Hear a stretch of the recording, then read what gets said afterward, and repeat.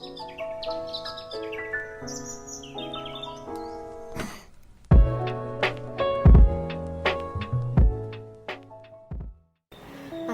warahmatullahi wabarakatuh. Hai semuanya, nama aku Alivia Rizky Nadira dari kelas 8A. Dan di video kali ini aku bakal membacakan teks ulasan atau resensi dari sebuah cerpen.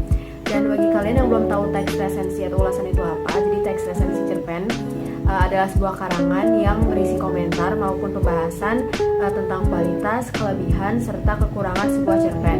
Dan cerpen yang akan aku ulas adalah cerpen Penulis Tua karya Haryo Pamungkas. Oke, jadi sekarang aku bakal mulai dari identitas cerpen. Judul cerpen adalah Penulis Tua, nama pengarangnya adalah Haryo Pamungkas, penerbitnya adalah Banjarmasin Post, cerpen koran minggu. Jumlah halamannya ada 5 halaman, dan tanggal terbitnya adalah 18 November 2018. Jadi sebelum aku langsung mulai ke isi cerpennya, aku akan ngasih tahu sedikit tentang latar belakang cerpen ini. Jadi Penulis Tua merupakan sebuah cerpen karya Haryo Pamungkas. Haryo Pamungkas ini adalah mahasiswa Fakultas Ekonomi dan Bisnis UNEJ. Cerpennya ini telah dimuat di berbagai media cetak dan online domisili di Jember. Penulis Tua bercerita tentang lelaki lanjut usia yang merenung dan mengenang kehidupannya di masa lalu. Nah, sekarang saya akan menjelaskan tentang isi dari cerpen tersebut. Nah, jadi cerita ini berisi tentang seorang kakek yang berumur 80 tahun. Baginya tidak ada yang lebih menarik dari orang yang sudah lanjut usia selain merenung dan mengenang. Nah, jadi dia sudah tidak ada gairah untuk masa depan, tidak ada ambisi, dan juga semua yang didapat sampai saat ini terasa sudah cukup baginya.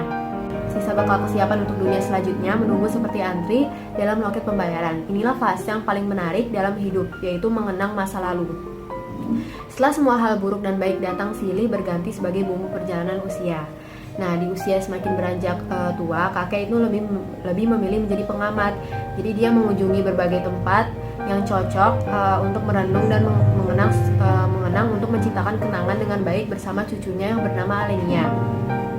Agar nantinya kenangan dalam kepalanya tak hanya dipenuhi oleh gemerlap kesibukan kota dan cahaya yang keluar dari telepon genggam. Seperti cita-cita kakek di masa muda lalu, menjadi seorang penulis yang tumbuh sekaligus membentuk kenangan. Kakek ingin Alenia, yaitu cucunya tadi, tumbuh dan membentuk kenangan dengan baik, tidak seperti sekarang ini, zaman di mana kenangan tak akan terbentuk dengan baik.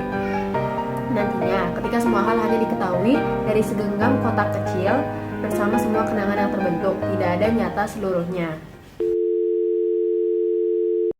Nah, setelah aku membaca dan memahami isi dari cerpen ini, aku akan menjelaskan pendapatku mengenai kekurangan dan kelebihan yang ada dalam cerpen ini. Dan ini juga semua hanyalah pendapat dari sudut pandang aku, jadi kalian bebas untuk mempunyai pendapat masing-masing. Nah, aku akan mulai dari kekurangan. Jadi menurut aku dalam cerpen ini itu kayak tidak diceritakan secara detail tentang kehidupan keluarga tersebut, seperti kayak bagaimana cucunya atau bagaimana si Alenia bisa tinggal dengan kakeknya, dan pada akhir ceritanya juga kurang bisa dipahami. Lalu untuk kelebihan, menurut aku cerita ini tuh mengangkat tema kehidupan sehingga cocok untuk dibaca oleh semua kalangan umur, dari mau dari usia muda sampai usia lanjut usia juga, apalagi generasi muda yang seperti sekarang ini kan. Dan bahasa yang digunakan penulis juga cukup sederhana sehingga mudah dipahami oleh pembaca. Jadi walaupun pembacanya itu seperti kayak masih muda atau kayak umur yang seumuran aku gini, jadi mereka juga masih bisa ngerti isi dari cerpen ini. Oke, jadi sekarang kita masuk ke bagian kesimpulan.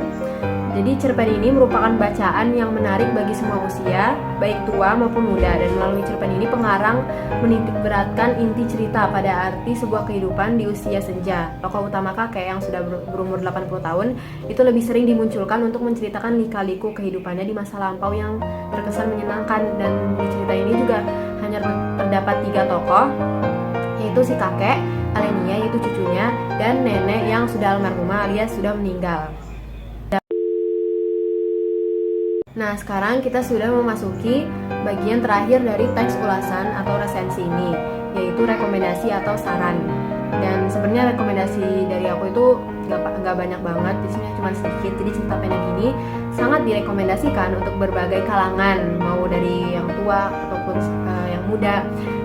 tapi khususnya para orang tua dan orang-orang yang selalu mengandalkan ponselnya untuk membuat sebuah kenangan karena banyak mengandung pesan moral.